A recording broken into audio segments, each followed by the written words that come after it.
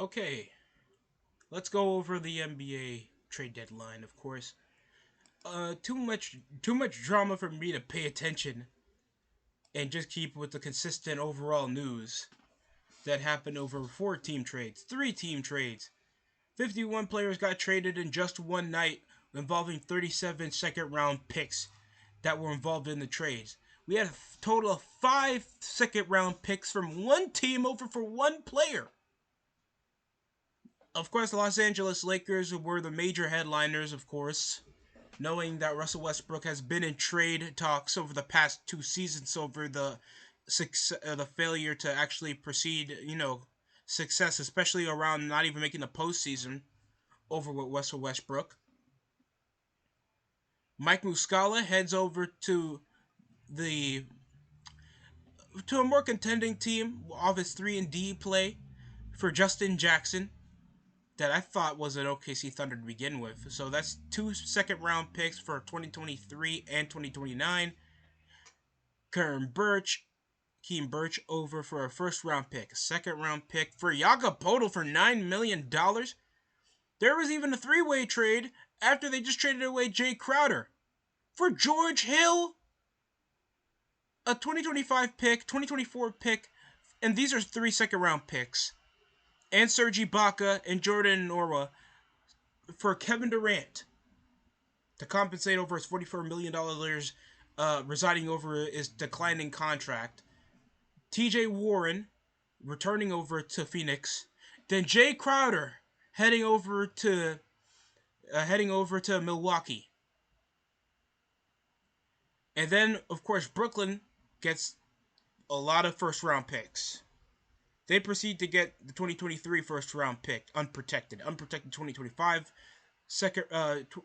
first round pick, and 2027, 2028, and 2029 first round picks, with 2 second round picks involving Cameron Johnson from the Phoenix Suns and Mikal Bridges and Juan Valle. And that's when we already got Spencer Dinwiddie and Dorian Finney-Smith for Kyrie Irving and Markieff Morris, and 2 second round picks and a first.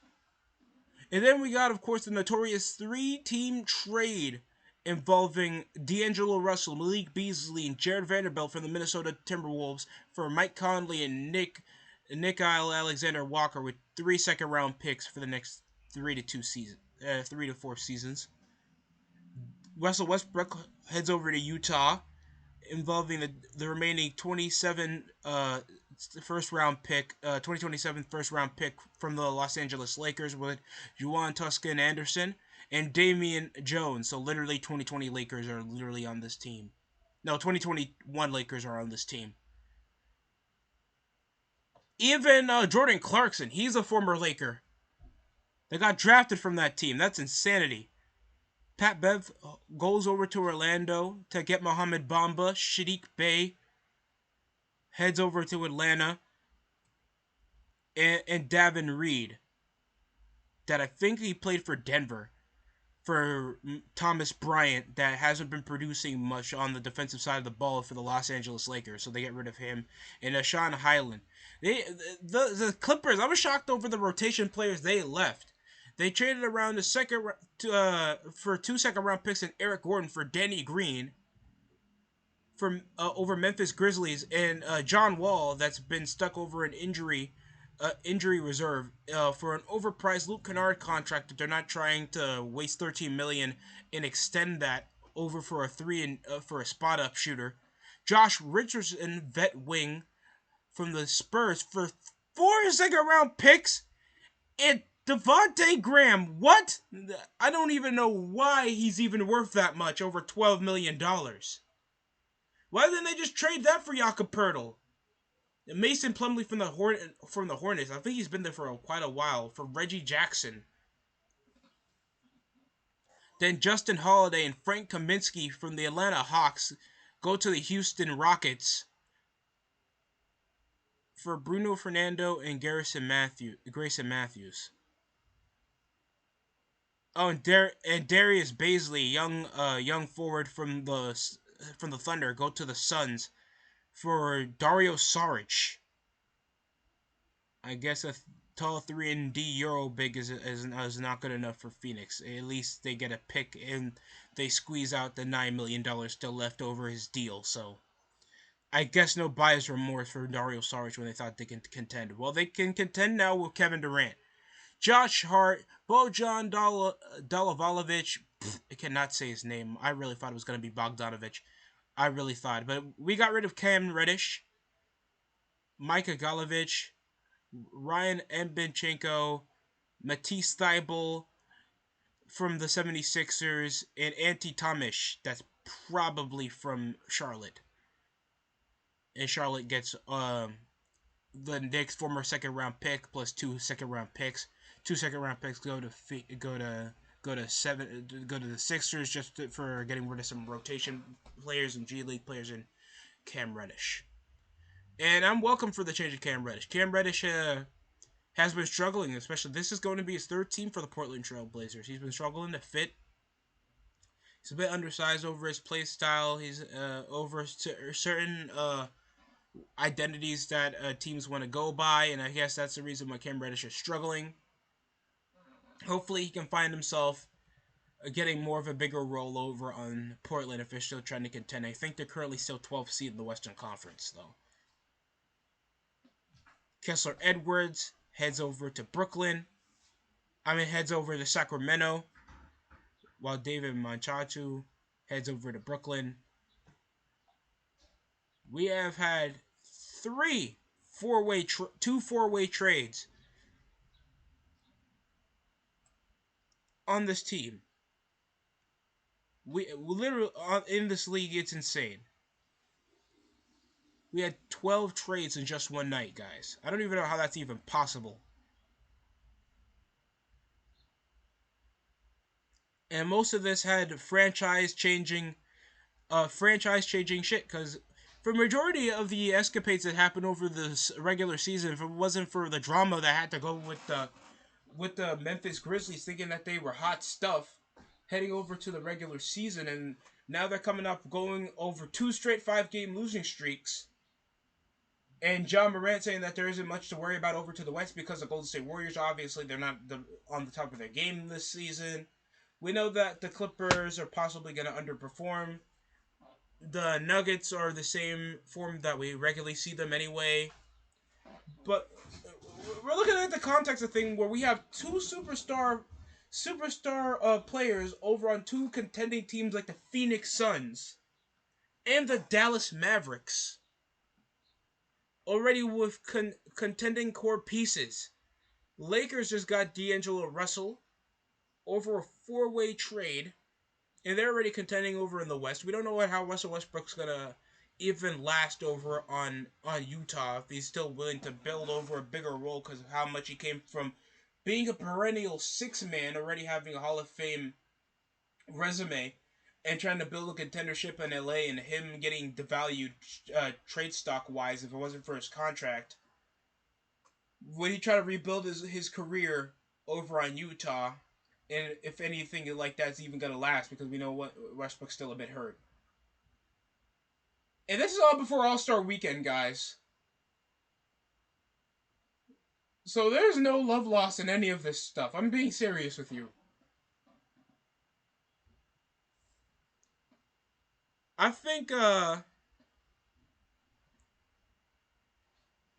this has been the most positive trade. This has been possibly the most insane trade deadline we've ever had since possibly, I want to say, around the possibly 2018 or 2019 trade deadline. Because most of this was like franchise changing. I've never seen such sacrificial picks for players not to be let go, and just the amount of risk involved with the reward of trying to still contend with a lot of rotation pieces. Hell, Dwayne Tedman got traded, a veteran big, over a decent declining deal for a second round pick, just for financial backing for the Miami Heat. They didn't even want a player.